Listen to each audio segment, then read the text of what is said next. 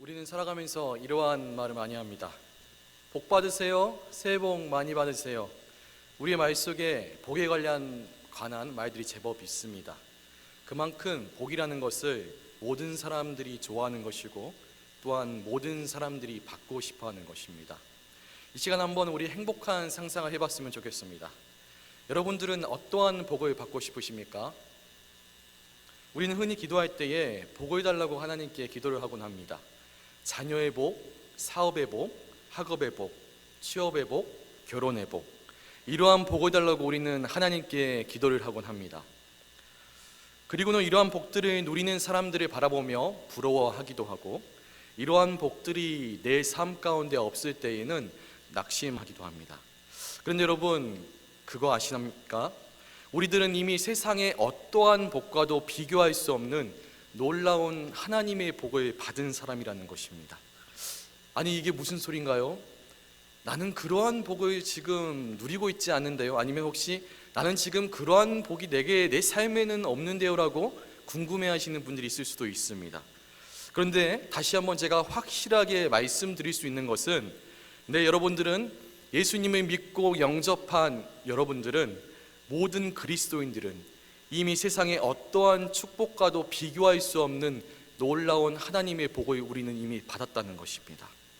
오늘 본문의 앞부분 1장 1절에 보면 여느 바울 서신처럼 바울 사도의 인사로 편지가 시작이 됩니다.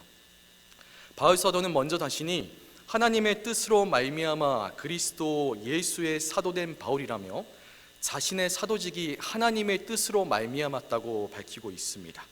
그리고는 오늘 본문의 내용이 시작됩니다. 3절이지요.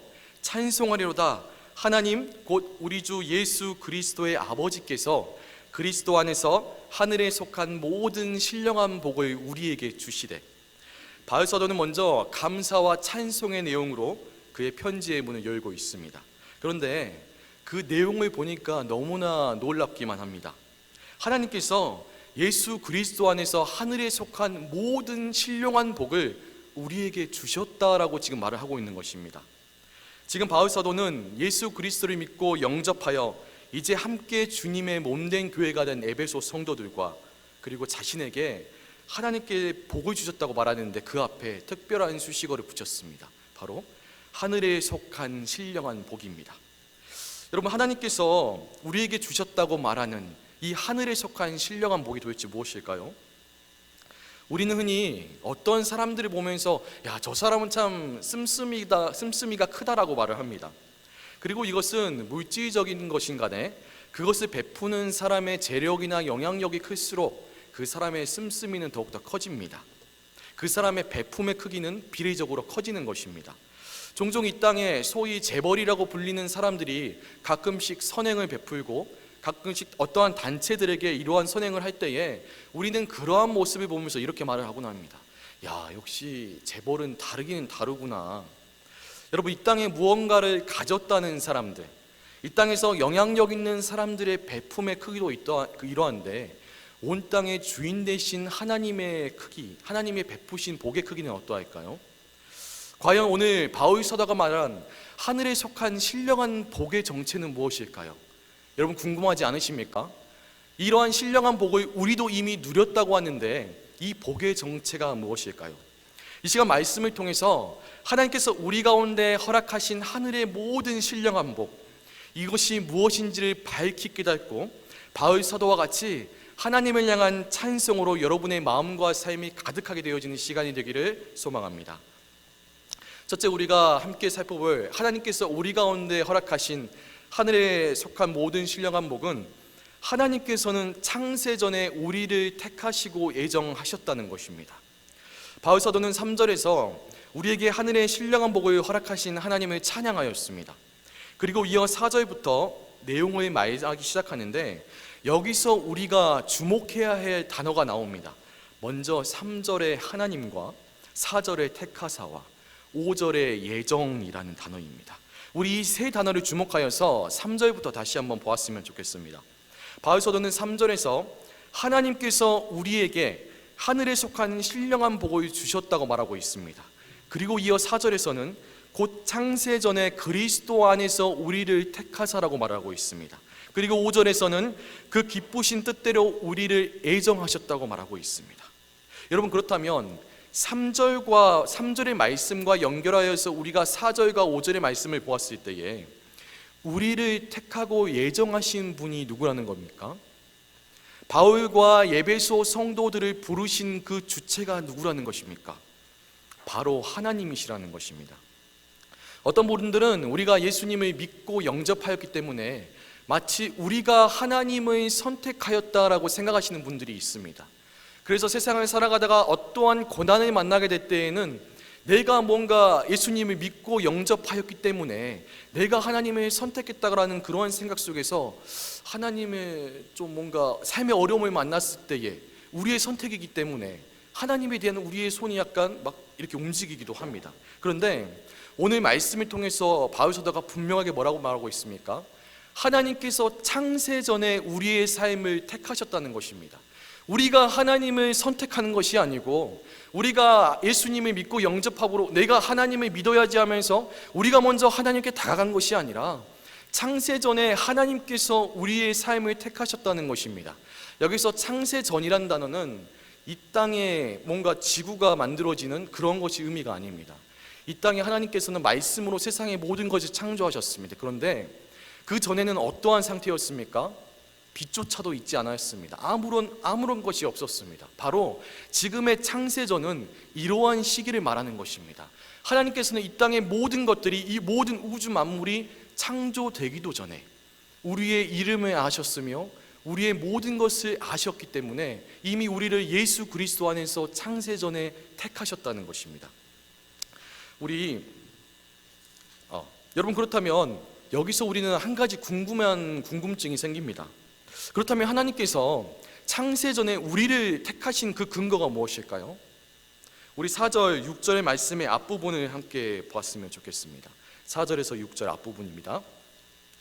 곧 창세전에 그리스도 안에서 우리를 택하사, 5절이죠. 그 기쁘신 뜻대로 우리를 예정하사 예수 그리스도로 말미암아 이는 그가 사랑하시는 자 안에서 우리에게 거저주시는 바. 여러분, 4절과 5절의 말씀을 보면 우리의 눈에 띄는 이름이 있습니다. 무엇입니까? 그리스도 안에서, 예수 그리스도로 말미암아. 바울 사도가 쓴 그 성경을 계속해서 보다 보면 바울 사도는 항상 강조하는 이 이름이 있습니다. 바로 예수 그리스도 안에서. 바울 사도는 하나님의 택하심과 예정하심에 대해서 이야기하는데 그 앞에 예수 그리스도 안에서 예수 그리스도라는 말을 먼저 하였습니다. 이것은 한 장 뒤로 가서 2장에서 다시 한번 발견됩니다. 2장 10절이죠.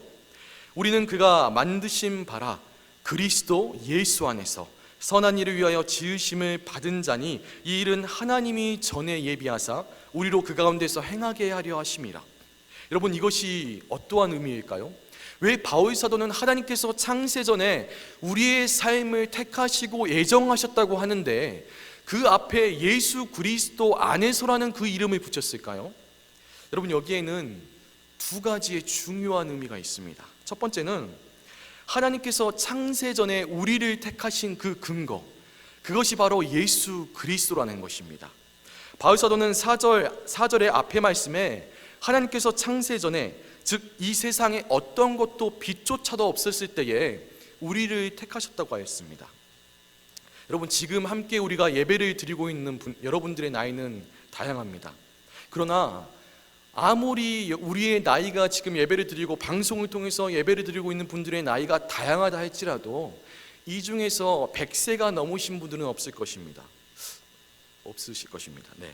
즉 너무나도 당연하지만 하나님께서 이 땅에 기초를 놓으셨을 때에, 하나님께서 이 땅에 말씀으로 세상을 창조하실 때에, 아니 그 전에 이 땅에 어느 누구라도 그 당시에 존재했던 사람은 없습니다. 이것은 무엇을 뜻합니까? 하나님께서 우리를 택하셨을 때에 우리는 그때에 존재하지조차 않았기 때문에 하나님만이 우리를 아셨기 때문에 우리에게는 하나님께서 우리를 택하실 만한, 하나님께서 우리를 예정하실 만한 어떠한 근거도 없다는 것입니다. 어떠한 공로도 우리에게는 존재하지 않다는 것입니다. 그래서 바울 사도는 예수 그리스도 안에서라는 그 이름을 항상 먼저 붙여놓습니다. 하나님께서 우리를 택하신 그 이유, 하나님께서 우리를 예정하신 그 이유는 오직 예수 그리스도가 그 이유라는 것입니다. 두 번째로, 하나님께서 그리스도 안에서 우리를 택하시고 예정하셨다는 것에는 이러한 의미가 있습니다. 바로 하나님께서 창세전에 예수 그리스도를 통해 우리의 구원을 이미 계획하셨다는 것입니다. 여러분, 우리는 어떠한 행동을 할 때에 목적을 가지고 행동을 합니다. 예를 들어 우리가 마트를 갔을 때에 우리는 마트를 가는 그 행동에조차 우리의 삶에는 목적이 있습니다. 어떠한 물건을 구매하려는 그 목적이 있는 것입니다. 그림을 그리는 것은 어떻습니까? 우리의 삶에서 우리가 아무리 사소한 행동을 할지라도 거기에는 우리가 목적하는 바가 있습니다. 계획하는 바가 있습니다. 여러분, 그렇다면 하나님의 택하심은 어떠할까요? 우리의 삶에 아무리 작은 것조차 우리는 목적을 가지고 계획을 가지고 행동하는데, 하나님께서 예수 그리스도를 통해서 우리를 택하셨을 때, 그러할 때는 과연 아무런 목적 없이 그냥 택하셨을까요? 우리 4절의 말씀을 다시 한번 주목해 봤으면 좋겠습니다. 하나님의 선택과 예정의 목적이 무엇인지 4절입니다. 곧 창세전에 그리스도 안에서 우리를 택하사, 그 다음에 이 뒤에 말이 중요합니다. 우리로 사랑 안에서 그 앞에 거룩하고 흠이 없게 하시려고. 여러분, 거룩은 구약에서 하나님께 제사를 드리는 제사장이 갖추어야 될 중요한 요소입니다. 반드시 갖추어야 될 조건입니다. 그리고 흠이 없음은 구약에서 하나님께 드려지는 제물이 갖추어야 될 조건입니다. 제사장들이 하나님의 명령을 따라 자신들을 거룩하기 위해 해야 할 정결한 예식, 그것은 먼저 흠없는 수양을 하나님께 취하는 일로 시작되었습니다. 바치는 일로 시작되었습니다. 바울 사도는 지금 4절의 말씀에서 하나님께서 우리를 택하시고 예정하신 이유가 우리로 사랑 안에서 그 앞에 거룩하고 흠이 없게 하시려고 말을 하고 있습니다. 여러분, 이 말은 무엇을 뜻하는 것일까요? 이것은 우리는 원래 거룩하지 못하고 흠이 많던 사람들이었다는 것입니다. 즉, 우리는 5절과 6절에서 나오는 우리는 원래는 예수님께서 우리를 이 땅에 오시기 전에, 예수님께서 우리의 모든 죄를 위하여 십자가 지시기 전에 우리는 원래 하나님의 아들들이 아니었으며 하나님의 은혜의 영광을 찬송하지 못하는 처지의 사람들이었다는 것입니다. 그런데 하나님께서 우리로 그 앞에 거룩하고 흠이 없게 하시려고, 5절에 하나님의 자녀 삼으시려고, 그리고 그의 영광을 찬송하게 하시려고 우리를 창세전에 예수 그리스도를 통하여서 그 구원의 그 역사하심을 이미 계획하셨다는 것입니다. 그래서 바울 사도는 하나님께서 하나님의 자녀들을 택하시고 예정하셨다 할 때 반드시 그 앞에 예수 그리스도 안에서라는 그 말을 붙입니다. 왜냐하면 하나님께서는 예수 그리스도를 근거로 하여서 우리를 택하셨고, 예수 그리스도를 통하여서 아무런 자격이 없는 우리의 삶에 구원을 계획하시고 약속하셨고 예정하셨기 때문입니다. 여러분, 이것이 얼마나 놀라운 은혜입니까? 얼마나 놀라운 복입니까? 여러분, 우리가 건물을 지을 때 건축의 과정은 크게 설계와 시공으로 나눌 수 있다고 합니다.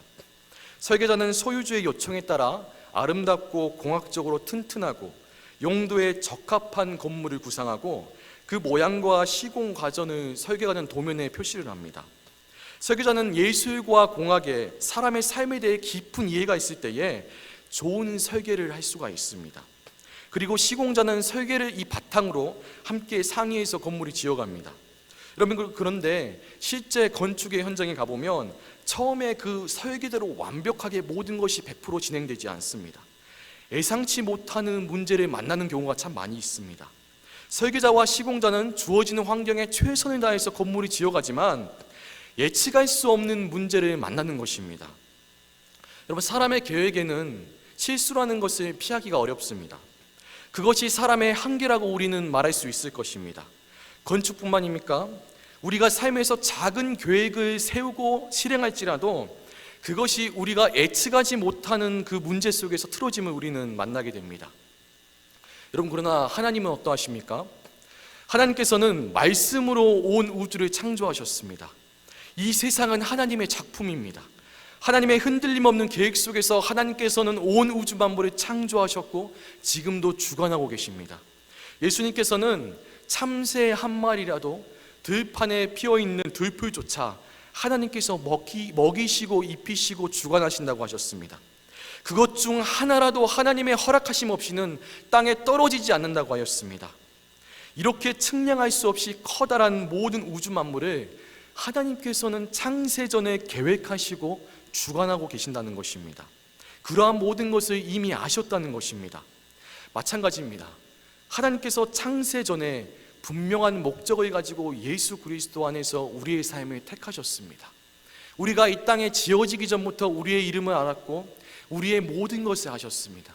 우리가 하나님께 어떠한 택함 받을 만한 그 어떠한 조건을 제공해 드린 것이 아닌데, 하나님께서는 오직 예수 그리스도를 보시고 우리를 하나님의 자녀로 부르셨고 오직 예수 그리스도를 통하여서 하나님의 그 구원을 계획하셨습니다. 하나님의 예정이라는 책에서 케이시 트리시라는 분이 쓴 책인데, 하나님의 예정을 참 너무나 잘 표현하여서 잠시 나누어 드리려고 합니다. 성경은 하나님이 당신을 선택하셨다고 말하고 있다. 실로 하나님은 당신의 인생을 위해 예정된 길을 준비하셨다. 성경은 하나님이 지구를 창조하기 전부터 당신의 이름을 어린 양의 책에 기록해 놓았다고 말한다. 상상해보라. 하나님이 지구를 창조하기 전 나의 이름을 이미 아셨고 책에 기록하셨다. 나는 매일 아침 일어나서 말한다. 이날은 주님이 만드신 날. 나는 즐거워하리. 나에게는 하나님이 주신 가야 할 길이 있으므로. 거기에는 삶에 대한 자신감과 담대함이 있고 또한 하나님의 계획하심과 인도하심을 아는 데서 오는 기쁨이 있다. 우리 가운데는 현재 자신에게 일어나는 일들이 우연이라고 생각하는 사람들이 있다. 그러한 생각은 당신을 나쁜 길로 나쁜 생각으로 몰고 가기도 한다. 그러나 우리가 하나님의 계획과 예정을 안다면 우리는 스스로를 하나님의 자녀로 인정할 것이다. 하나님이 보여주시는 대로의 내가 진정한 나라는 자신감을 갖게 될 것이다. 여러분, 하나님께서 창세전에 예수 그리스도를 통해서 우리의 어떠한 조건도 보지 않으시고 우리를 택하셨다는 이 사실, 이것이 얼마나 놀라운 은혜입니까? 얼마나 놀라운 복입니까? 이 땅을 창조하신 하나님께서 우리의 삶을 창세전에 수많은 사람들 중에서 너는 나의 자녀라고 택하셨다고 합니다. 우리의 세포가 이 땅에서 생성되기 전에 하나님께서는 우리의 모든 것을 아셨고 우리를 부르셨다고 합니다. 여러분, 하나님의 하나님의 부르심에는 실수가 없습니다. 하나님의 부르심에는 후회하심이 없습니다.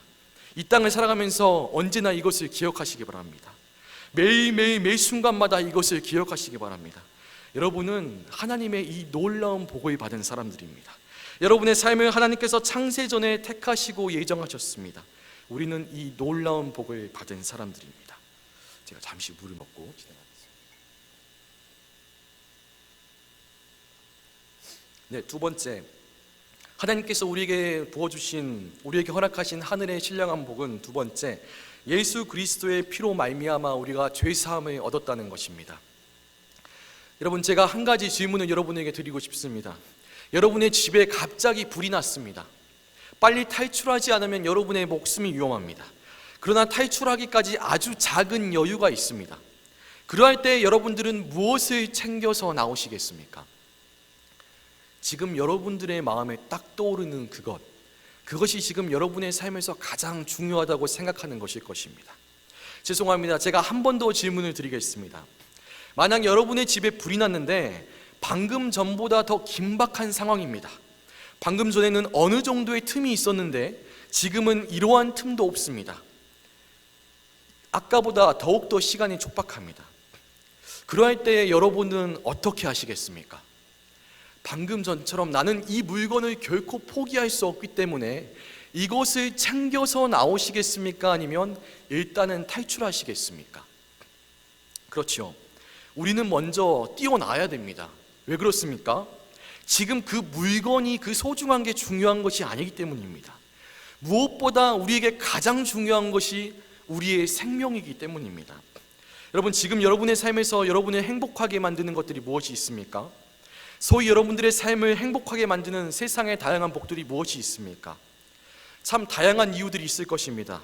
그런데 여러분, 현재 우리가 노리고 있는 아무리 좋은 세상의 복이라고 한들 우리에게 생명이 없다면 그것은 아무런 소용이 없습니다.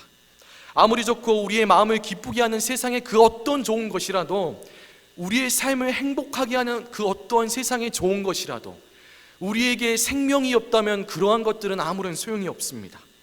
결국 생명이라는 것은 우리의 삶에서 가장 중요한 것입니다. 생명이 없으면 제 아무리 좋은 것이 있다고 한들 우리에게는 아무런 소용이 없기 때문입니다. 오늘 7절의 말씀을 함께 보았으면 좋겠습니다. 바울 사도는 먼저 하나님께서 창세전에 우리를 택하시고 예정하신 복에 대해서 이야기하신 후에 이렇게 말을 합니다. 그리스도 안에서 그의 은혜의 풍성함을 따라 그의 피로 말미암아 속량 곧 죄 사함을 받았느니라. 우리가 받은 두 번째 복에 대해서 이야기를 합니다. 여러분, 첫사람 아담과 하와의 범죄로 인해 태어난 모든 인류에게는 무서운 벌이 내려졌습니다.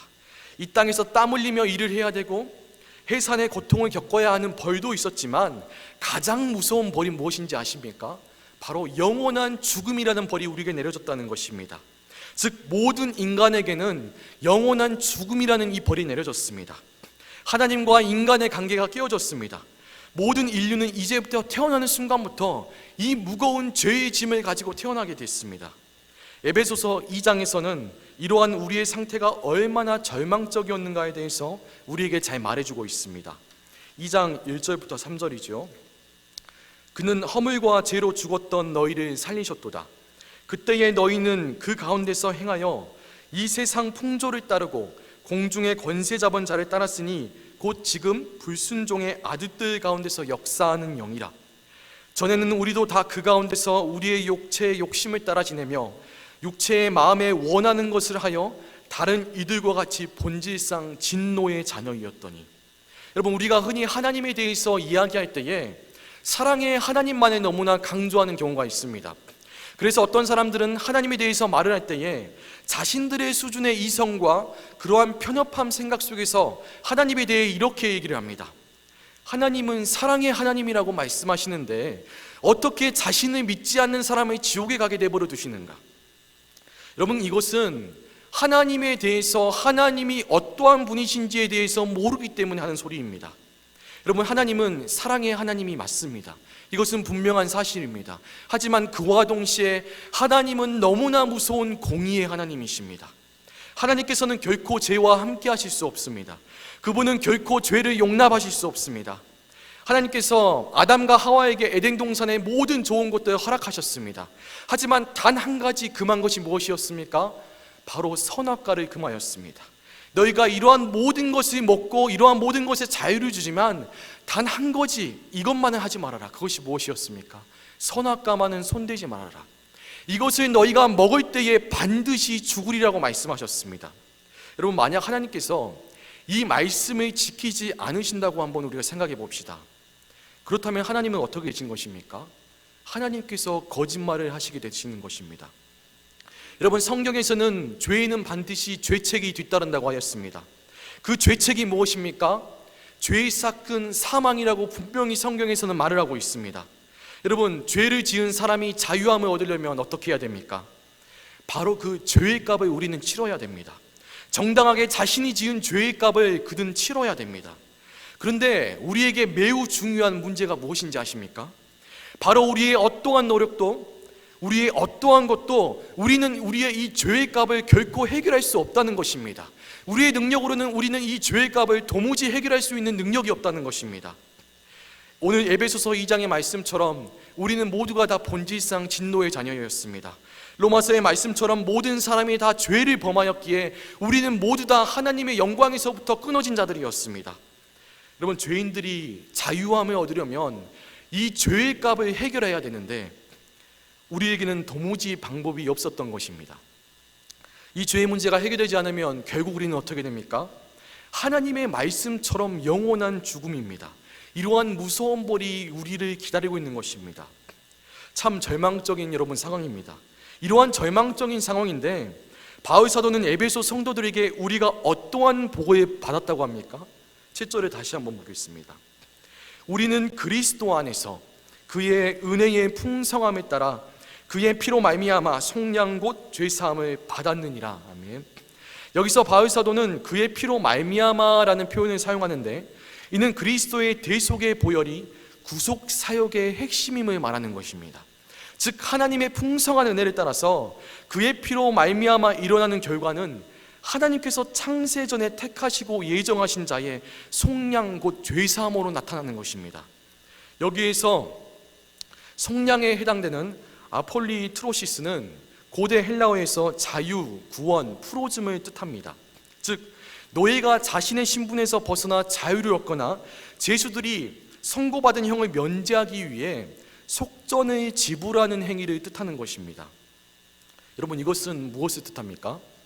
우린 도무지 우리의 죄의 값을 해결할 수가 없는데, 제 아무리 세상에서 힘이 있고 부유하고 영향력이 있다는 사람들, 어떠한 세상의 기준과 노력으로도 우리는 이 죄의 값을 해결할 수 없는데, 하나님의 은혜의 풍성함에 따라서 예수 그리스도께서 십자가에서 자신을 내어주심으로 우리의 모든 죄의 값을 치러주셨다는 것입니다. 본질상 진노의 자녀였던 우리를 대신하여서 예수님께서 그 값을 치러주셨다는 것입니다. 베드로전서 1장 18절에서 19절은 이것을 잘 말해주고 있습니다. 너희가 알거니와 너희 조상이 물려준 헛된 행실에서 대속함을 받은 것은 음이나 금같이 없어질 것으로 된 것이 아니요 오직 흠없고 점없는 어린 양 같은 그리스도의 보배로운 피로 된 것이니라. 여러분, 1928년 뉴욕 브루클린의 폴리마우스라는 교회에서 하나의 사건이 있었습니다.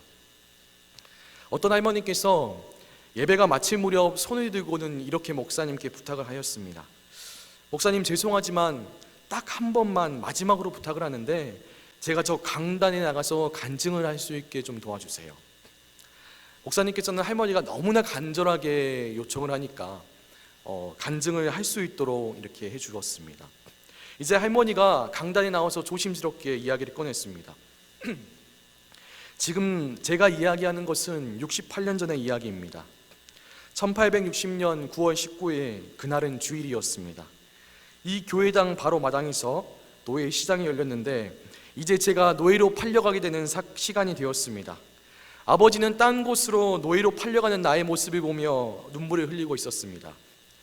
나는 지금 어디로, 어떤 집으로 팔려가게 되나, 내 운명은 어떻게 되나 초조하여 벌벌 떨고 있었는데, 방금 예배를 마치고 이 교회에서 나오는 목사님이 나를 붙들고는 800불을 주시고 나를 사서 그 시간에 나를 자유롭게 해주셨습니다. 듣자 하니 이 예배에 참석한 성도님들께서 우리가 이러한 상황을 어쩔 수는 없는데 오늘 헌금을 해서 노예 한 사람이라도 우리가 좀 자유롭게 해줍시다, 이렇게 해서 헌금한 돈을 가지고 나를 사서 내게 자유를 주었던 것입니다. 여러분, 800불이 한 여인에게는 자유를 주는 속량금이었지만 예수 그리스도는 자신의 생명을 내어주심으로 우리를 속량하셨습니다. 우리는 모두 영원히 죽을 수밖에 없는 존재인데 우리의 어떠한 노력으로도, 우리의 어떠한 공로로도 우리는 결코 이 무거운 죄의 짐을 해결할 수 없는데, 예수 그리스도를 통해 예수님께서 우리를 대신하여 십자가를 지심으로 우리의 모든 죄를 해결해 주셨습니다. 여러분, 이것이 얼마나 놀라운 복입니까? 세상에 아무리 좋은 것이 우리에게 있다고 한들 우리에게 생명이 없다면 그것은 아무 소용이 없습니다. 그런데 예수님의 피로 우리가 죄사함 곧 속량함을 얻게 된 것입니다. 영원한 죽음이라는 벌에서 자유함을 얻게 된 것입니다. 이것은 세상의 어떠한 복과 감히 비교할 수 없는 놀라운 복인 것입니다. 여러분, 이 예수님의 죄사함의 복, 이것은 세 번째 하나님의 복으로 우리를 인도합니다. 하나님의 놀라운 세 번째 복은 하나님의 영원한 상속을, 즉 기업을 얻게 하셨다는 것입니다. 우리 11절을 함께 읽었으면 좋겠습니다. 시작. 모든 일을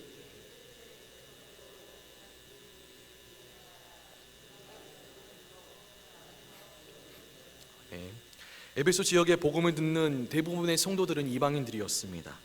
유대인들은 과거부터 자신들은 하나님께 특별히 택함받은 백성이라는 이 선민 사상, 이 프라이드가 굉장히 강하였습니다. 그들은 자신의 삶 곳곳에서 이러한 프라이드와 자부심을 드러냈습니다. 우리는 하나님께 택함받은 특별한 백성, 이 민족이라는 자부심을 자신들의 삶에서 드러냈습니다. 여러분, 에베소 교회의 많은 사람들은 종의 신분이었을 것이라고 학자들은 추측을 합니다. 그들은 또한 이방인이었습니다. 이러한 에베소 지역의 사람들이 바울 사도가 전하는 예수 그리스도의 복음을 듣고 주님을 영접하였습니다. 그리고 유대인들과 함께 신앙생활을 하게 됩니다. 그러할 때에 그들이 유대인들을 바라보며 가장 부러워한 게 무엇이었을까요? 바로 하나님께서 이스라엘 민족을 특별하게 자신들의 백성으로 과거부터 지금까지 자신들의 특별한 백성으로 삼으셨다는 것입니다. 하나님께서 그들의 기업이 되어 주셨다는 것입니다. 더욱이 그들의 많은 사람들이 종의 신분이었기 때문에 그들은 기업에 대한 목마름이 있었을 것입니다. 내게도 튼튼하고 풍요로운 좀 기업이 있었으며 그들의 마음속에는 이러한 기업에 대한 목마름이 있었을 것입니다. 그런데 이렇게 기업에 대해 목말라하고 있을 에베소 성도들에게 바울 사도가 담비와 같은 소식을 전합니다. 바로 그들 또한 이스라엘 백성들과 다르지 않게 하나님의 기업을 잊게 되었다는 것입니다. 하나님 안에서 우리가 예정을 입어 그리스도 안에서 기업이 되었다는 것입니다.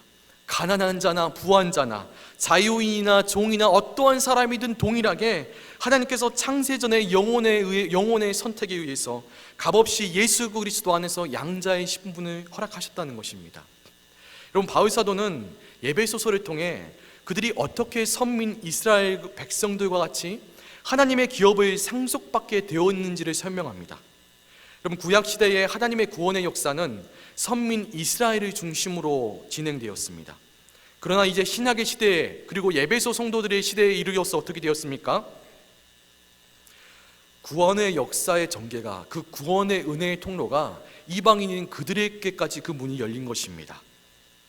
이 땅의 기업에 대해 목말라하고 있는 그들에게 부러움의 대상이었던 선민 이스라엘, 하나님이 기업이 되시는 그 이스라엘의 놀라운 특권이 이제는 에베소 성도들에게도 열려진 것입니다. 이제는 이방인인 그들 또한 놀라운 하나님의 기업에 연결이 되었다는 것입니다. 바울 사도는 에베소 성도들에게 이러한 놀라운 복의 증거를 오늘 13절과 14절을 통해 그들에게 제시합니다. 13절이죠. 그 안에서 너희도 진리의 말씀 곧 너희의 구원의 복음을 듣고 그 안에서 또한 믿어 약속의 성령으로 인치심을 받았으니, 여러분, 국왕의 서한이나 유언서를 보면 인을 쳐서 그것이 진짜라는 것을 증명하였습니다. 과거의 사람들 또한 편지를 쓸 때에 인을 쳐서 보증함으로써 이 편지가 진짜라는 것을 보증하였습니다. 즉, 인을 쳐서 보증한다는 것, 그것은 참과 거짓을 구별하는 기준이 되는 것입니다. 또한 14절에 이는 우리의 기업의 보증이 되사 그 얻으신 것을 속량하시고 그의 영광을 찬송하게 하려 하심이라. 여기서 보증이 되사는 보증금의 의미를 가지고 있습니다. 여러분, 구매자가 인도하는 상품의 값을 반드시 지불하겠다는 주는 표시, 그것이 바로 보증금입니다. 그것을 미리 주는 대금의 그것이 보증금인 것입니다. 즉, 이는 물건을 사는 사람이 나는 이 물건을 반드시 구매하겠습니다, 이 물건의 값을 나는 반드시 완납하겠습니다, 이것을 확증하는 표시로 맡겨놓는 것을 뜻하는데, 오늘 본문에서도 이러한 의미로 사용된 것입니다. 하나님께서 우리의 구원을 완성하실 것을 확증하는 표시로 성령을 우리에게 주시고 성령으로 인치셨다는 것입니다. 여러분, 이 땅의 기업은 어떠합니까? 여러 변수들에 인하여서 생겼다가 사라지기도 합니다.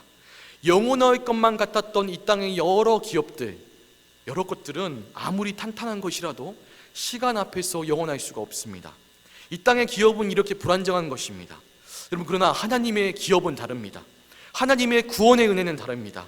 이것은 우리의 개인의 감정이나 상태에 따라 달려지는 것이 아닙니다. 만약 여러분, 하나님의 이 구원의 은혜가, 하나님의 그 기업이 우리의 감정과 우리의 상태에 따라서 좌지우지된다면 우리가 얼마나 불안하겠습니까? 우리는 늘 확인하고 조심하면서 혹이나 이 놀라운 하나님의 기업이 사라지지 않을까 전전긍긍하며 살아갈 것입니다. 그런데 오늘 말씀에서 하나님께서 뭐라 말씀하십니까? 우리가 약속의 성령으로 인치심을 받았으니 이는 우리의 기업의 보증이 되사. 하나님께서는 창세전에 바울 사도와 에베소 성도들을 그리스도 안에서 택하시고 예정하셨습니다. 예수님께서는 우리의 구원을 위해 구속 사역을 성취하셨습니다. 그리고 성령 하나님께서는 이 구속 사역의 효과를 우리 각 개인에게 적용하셨습니다. 하나님의 기업의 보증이 되신 것입니다. 특별히 여러분, 우리는 14절의 뒷부분의 말씀을 주목하여 봐야 합니다. 그 얻으신 것을 속량하시고 그의 영광을 찬송하게 하려 하심이라. 여기서 얻으신 것을 속량하시고, 이것은 예수 그리스도를 통해 이제 죄의 값이 치러진 우리에게 하나님께서 자신의 백성 삼아주시고 일시적이고 한정적인 자유가 아니라 완전한 자유를 우리에게 주셨다는 것을 뜻합니다. 이것은 우리가 이 땅에서 예수님을 믿고 영접함으로 죄와 사망으로부터 법적인 해방을 의미하는 것이 아닙니다. 장차 이 땅에 약속하신 그 예수님께서 다시 와서 우리가 하나님의 나라에서 누리게 될 영원한 자유, 예수님께서 이 땅에 오심으로 완성되는 죄와 사망으로부터 영원한 해방, 이 자유를 뜻하는 것입니다. 즉 성령께서 우리가 죄와 사망에서 영원히 해방되어 하나님의 나라에서 완전한 자유에 이를 때까지 우리에게 그 구원의 보증이 되신다는 것입니다. 또한 14절의 뒷부분, 그의 영광을 찬송하게 하려 하심이라. 여러분, 이러한 일을 행하시는 분이 누구입니까? 우리가 하나님의 나라에 이르기까지 우리의 모든 삶을 구원하시고 이러한 구원의 모든 여정을 완성하시는 그 분이 누구십니까? 바로 하나님이시라는 것입니다. 여러분, 하나님께서 우리에게 주신 하늘의 신령한 복, 이것은 참 알면 알수록 참 놀랍습니다. 하나님께서는 예수 그리스도를 통해 우리의 모든 죄를 사하여 주셨습니다. 그런데 이것만으로도 우리에게는 너무나 감지덕지인데 하나님의 이 놀라운 복은 여기서 끝나지 않습니다. 하나님의 구원의 은혜는 여기서 끝나지 않습니다.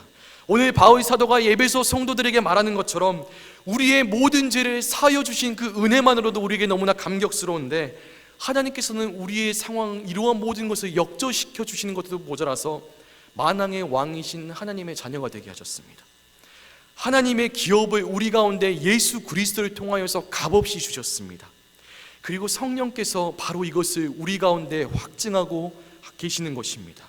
여러분, 이것이 얼마나 놀라운 복입니까? 말씀을 마무리하겠습니다. 우리는 살아가면서 세상의 복을 참 부러워할 때가 있습니다. 그리고 그 복을 누리지 못할 때에 참 안타까워할 때가 있습니다. 그러나 여러분, 그러할 때마다 오늘의 말씀을 기억하였으면 좋겠습니다. 아니, 세상을 살아가는 모든 순간 가운데 오늘의 말씀을 기억했으면 좋겠습니다. 하나님께서는 세상의 어떠한 복과도 비교할 수 없는 놀라운 복을 우리 가운데 주셨습니다. 그런데 이것이 단순히 과거형으로 끝나는 것이 아닙니다. 과거에 우리에게 이러한 놀라운 복을 주셨고 그것이 끝나는 것이 아니라 지금도 우리 가운데 그 복을 허락하시고 우리는 그 복 가운데서, 하늘에 속한 모든 신령한 복 가운데서 우리는 살아가고 있는 것입니다. 이것이 여러분, 더욱 우리에게 은혜가 되는 것은 무엇입니까? 그저 감사할 수밖에 없는 것은 무엇입니까? 이러한 놀라운 복, 세상의 어떠한 조건과 노력으로 감히 받을 수 없는 이 놀라운 복이 오직 창세전의 그리스도 안에서 우리 가운데 값없이 부어졌다는 것입니다. 여러분, 바울 사도는 에베소서를 기록할 때에 그의 영적인 성장에 높이는 산의 정상에 다다랐습니다. 곧 그는 지금 그가 에베소 성도들이 지식이 아니라 실제적으로 알기 원하는 하나님께서 우리 가운데 허락하신 이 신령한 복을 깊이 깨닫고 실제적으로 경험한 사람들이었습니다. 그렇기 때문에 하나님께서 우리 가운데 허락하신 이 하늘에 속한 모든 신령한 복이 얼마나 놀라운지 그는 그것을 깊이 깨달았습니다. 알았습니다. 그러할 때에 그러한 바울 사도의 삶에 무엇이 흘러나왔습니까? 바로 3절의 말씀처럼 하나님을 향한 찬송이 넘침을 발견하게 됩니다. 3절이죠. 찬송하리로다 하나님 곧 우리 주 예수 그리스도의 아버지께서 그리스도 안에서 하늘에 속한 모든 신령한 복을 우리에게 주시되, 자격 없는 우리인데, 본질상 진노의 자녀였던 우리인데 하나님께서 예수 그리스도를 통해 우리에게 허락하신 이 하늘에 속한 신령한 복이 여러분 얼마나 놀라운지요. 여러분, 그렇습니다. 우리 모두는 복을 받은 사람입니다. 그것도 그냥 복이 아니라 세상에 불안정하고 영원하지 않는 그러한 복이 아니라 세상의 그 어떤 복과도 비교할 수 없는 하늘에 속한 모든 신령한 복을 받은 사람들입니다. 예수 그리스도의 은혜로 그것을 거저받은 사람들입니다. 여러분, 이것이 얼마나 은혜입니까? 얼마나 놀라운 복입니까? 하나님께서 우리에게 주신 이 놀라운 하늘의 신령한 복을 우리 또한 진정으로 깨닫고 마주하고 우리의 삶 가운데 풍성히 그 은혜를 누리며 하나님의 기쁨으로 찬송하며 나아가는 저와 여러분의 삶이 되기를 간절히 소망합니다.